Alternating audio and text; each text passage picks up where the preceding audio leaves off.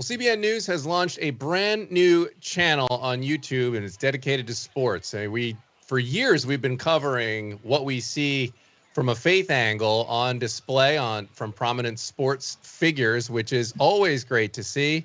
And for sports fans who are kind of tired of the hot take sports hosts who cater to the kind of like the world's definition of what sports fans, what they think they like, you get a more level-headed, faith-based approach to sports reporting, and CBN's Will Dawson is heading it up, and he joins us now. Will, how's it going? It's going pretty well, and I appreciate the level-headed comment.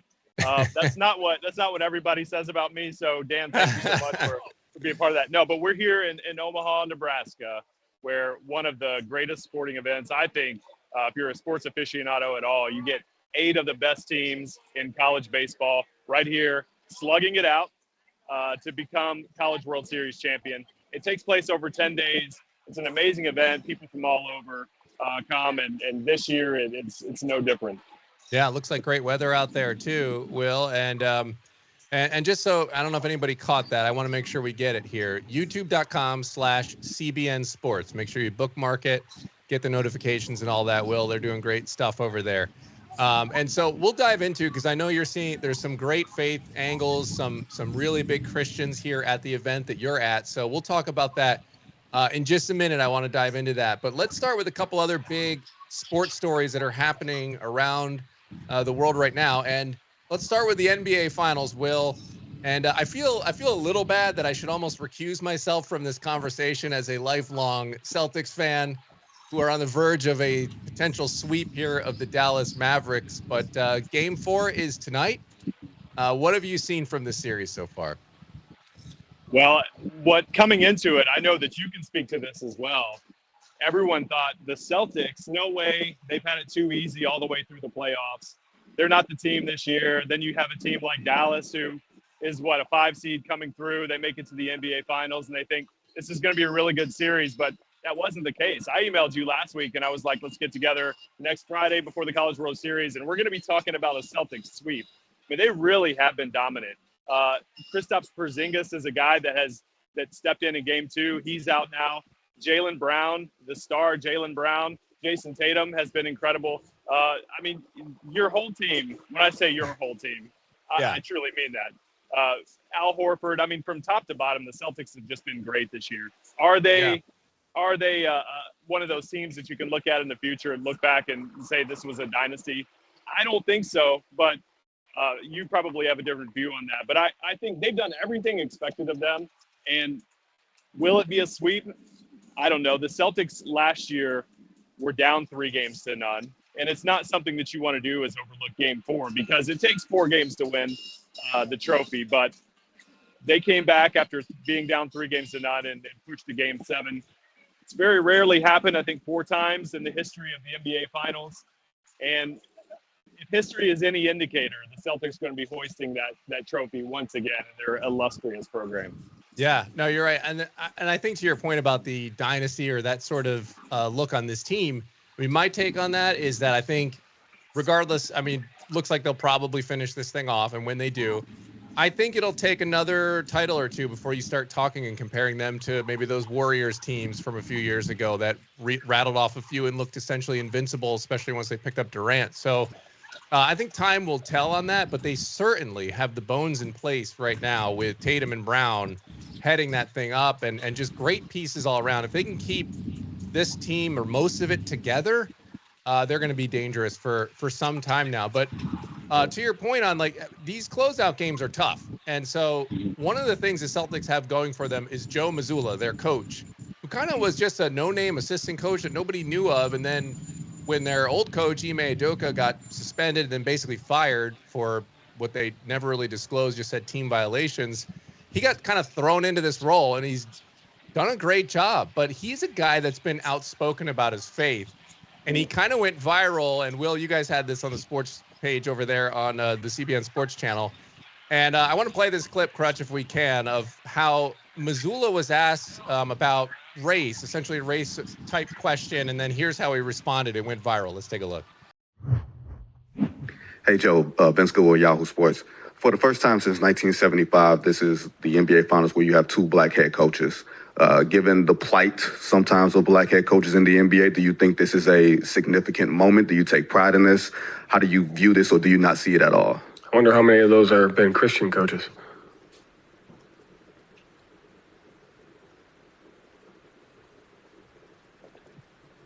David Aldridge?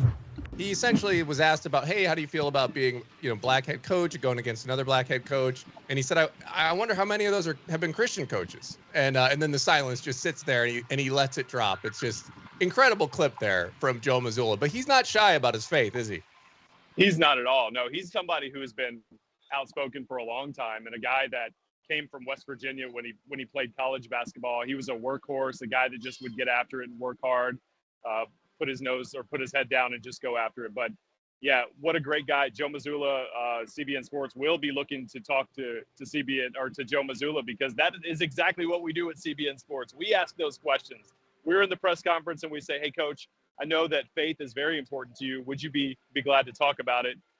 And when we're here at events like this, when we're at press conferences at the NBA Finals or at the Super Bowl, that's what we do. And we love to be able to share that with our audience, because whether we like it or not, what's shared, like you at the beginning of the segment here, there's a sports media out there that doesn't want to hear that. But I think that there are a lot of people who do. And we have seen that just in clips that we've shared over the past couple of weeks, 3 weeks. And so a guy like Joe Mazzulla, who is bold and stands up for his faith, I think that does inspire people, and people want to hear that. Yeah, I think so too. And what made me think about the types of people they target, like you can tell when you watch a show on TV or listen to a show on a radio, you can tell what they think of you by the advertisements that come out. And so many times when I listen to sports radio, which I like to do, I like hearing the sports talk, the ads are for all of these things that are just debauchery. It's always alcohol, it's always strip clubs, and it's always just the stereotypical what they think a guy likes, and so it's just, this is a completely different spin on sports. It's we shouldn't be lowering the bar that low for how, what we think of the people who are watching sports, because normal people like sports too. You don't have to be a degenerate to like sports. So, so again, go over to the CBN Sports channel if you want, if you appreciate that viewpoint and you want to get more content from that angle. All right, let's go to the second topic here. And Caitlin Clark has been stirring a lot of conversation on the WNBA, which is something that really hasn't happened on a national level too much. But it's interesting because the debate seems to be more like off the court kind of stuff. And it's interesting because here you finally get all this attention, and it seems like there's a lot of infighting going on. And essentially the debate, Will, comes down to this. See if you think I'm right on essentially what the debate is, which is she getting normal rookie hazing, or is she being targeted kind of at a disproportionate level because other players are essentially jealous of the attention that she's getting? What have you seen on that front? Well, again, if we talk mainstream sports, the mainstream sports channels, you know who they are. They will tell you that that's just part of what happens to rookies when they come into the league. It happens in the NBA. It happens in every other sport. That's not what I'm seeing. And I know that with Caitlin Clark, she's the Michael Jordan of women's basketball. People don't like to hear that, or at least that's the narrative maybe from some of the mainstream sports stations. But that is true. The WNBA has been losing tens of millions of dollars every single year. I think in 2018, they had lost $12 million that past season. So they continue to lose money. They have a product that people don't love. They have good players in the league. There's no doubt about it. I think the problem is you have more villains than you do heroes. Let's look back at the NBA in the late 1970s when you had Magic Johnson and Larry Bird. You had two guys that people loved to pull for. Did you have two white guys? They were a black guy and a white guy. I mean, race wasn't involved, and that was important. I think it's important to talk about and to consider this time around too. With Caitlin Clark, the WNBA has a lottery ticket that, for whatever reason, they're just not wanting to cash in. Yeah, no, it is interesting. And like to your point about the normal rookie hazing thing. I tend to lead that in your direction as well, lean in that direction, that it's not that. I mean, you see, for example, Victor Wembanyama. Here's a rookie that came into the NBA with all kinds of fanfare. And you didn't see NBA players trying to hurt him, essentially, or knock him down or give him hard fouls or all this stuff. You just saw people competing like normal, and then they'd shake his hand at the end of the game and talk to him. And I see a lot of the NBA players are praising him and stuff. So, and there's a guy who got a lot of attention for doing nothing yet in the NBA. The same complaint that a lot of people have on Caitlin Clark. So I don't know that it's normal. I don't, again, I haven't watched the WNBA, so maybe it is normal for them. I'm like a lot of Americans who didn't really follow it that closely up until this point. So I guess that remains to be seen. But as far as on the court, Caitlin Clark's I think it's been kind of like an up and down start for her. A lot of good games, some decent numbers there, but she's definitely adjusting. Have you seen that as well? She definitely has been. And I think anytime you take a step to the next level, you're going to have there's going to be an adjustment period. I think the speed in which these ladies play the game, like they say, when you go from college to the NBA, they're grown men that you're competing against, and sometimes they're 18, 19 years old. So there is an adjustment that way. But I don't think that she's really taken a step back from who she is. You can still see the brilliance in the scoring. She's the college basketball all-time leading scorer, and everybody knows that she will be a star, and it may take some adjustment. But again, to your point, I think one of the things that the NBA has done so well is that when there are stars going out, they're ready to pass the torch on to the next generation of stars. You do see it with LeBron James and KD and Steph, who were at the twilight maybe of at least of their peak. And guys like Victor Wembanyama that they embrace.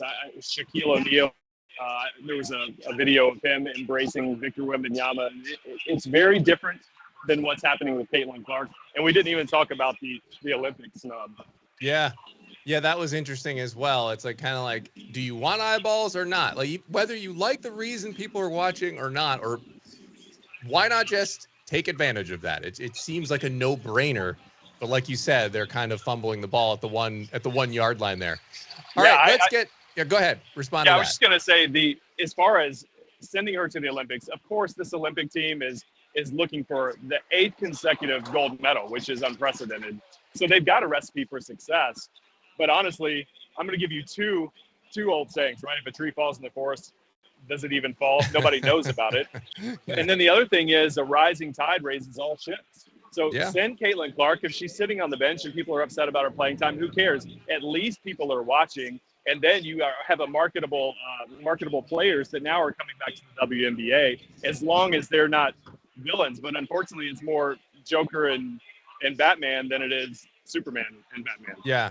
I mean, you'd really think these other players would be like, great, this is a chance for somebody to finally see what we've been doing and not be mad about it. So we'll keep an eye on that as well. But let's get to the main event of why you're here, Will, and you're at this NCAA Men's Baseball World Series. And as we talked about, you're looking for the faith angles here. Before we talk about the X's and O's, what's going on the field, let's what faith angle drew you to this event? Well, I have to, in full disclosure, say that I'm a University of Kentucky alum, and it is one of the great stories in college baseball right now. They're making their first trip to Omaha. So in 120 years that the University of Kentucky has been around, they've never been here. But they're led by a guy named Nick Mingione, who is a believer. He's a solid Christian guy who loves his players. He does things a little bit differently. He is a player's coach. He won National Coach of the Year back in 2017 in his first year as a head coach. This is one of the things that he's talking about. He was never a head coach on any level, going back to T-ball or Little League or anything. Never a head coach. He was always an assistant. He was an assistant coach at Mississippi State that came to Omaha. But Mitch Barnhart, the athletic director of Kentucky, brought him in, took a chance on him. He becomes National Coach of the Year in 2017. They went to a super regional. Fast forward a couple years later, he's got some injuries, and now he's on the hot seat. Kentucky wasn't even making their own tournament. So just in a couple of years, we've got some clips on CBN Sports Instagram page. It is amazing what's happened to him, to the players. Nick Mingione, in the middle of a press conference, stopped to worship singing a Phil Wickham song, just because of what God has done through him and through his players. He's a guy that you absolutely can cheer for. If you don't have a team to cheer for at this College World Series, look at Kentucky and Coach Mingione and his guys, the way they play, the way they compete, the way they have fun. That's a story that we're following here. And Phil Wickham, didn't he share that clip? If I've heard you right. Yeah, he did. Phil Wickham on the Instagram shared that, which was really cool. And then we had another guy who does college football, David Pollack, who shared it as well. So it got over on Instagram anyway. It got over 500,000 views. That was pretty cool. That's really great. And if you watch him on these press conferences, I would, again, encourage you to go do that at youtube.com/CBN Sports. It's awesome. I mean, he also gives his testimony up there, essentially talking about how he had all the wrong priorities and then putting Christ first in his life. And it's really great stuff when you see these people on the highest stages, just really talking about their faith. But let's talk about the strategy, the teams on the field here. Will, what can we expect? Who are the teams to beat? And I mean, it's just kicking off today, right? Is today the first kind of we're 30 minutes. Yeah, we're 30 minutes from game one. So we've got North Carolina and Virginia in the first game, and then in the second game we have Tennessee and Florida State. Tennessee has been the number one seed or the number one team overall in baseball this year. They were here last year. So I'd say if there's any one team that you'd look for to win it all, it'd be Tennessee. But since 1999, the number one overall seed has not won a College World Series. So it's kind of a weird thing. You almost don't want to be that number one seed coming in here because it's been, I don't know, bad luck for the team that has. It's like the Madden cover or something. It is, yeah, the Madden cover. So, but there are 8 teams here who all won super regionals, who all deserve to be here. You got 4 ACC teams, you have 4 SEC teams, and honestly, in this format, double elimination format, it's really anybody, which makes this really cool. It's almost like a March Madness for college baseball. Not one and done, but because the elimination games are the way they are, it makes for such an incredible environment. And this stadium holds 24,000 people. Most college baseball stadiums hold 6,000, 7,000. This one holds 24,000. It's like a major league stadium, and they fill it up. It's really incredible. Yeah, I mean, I can see if people have been kind of coming and going and posing for pictures there behind you there for quite a bit.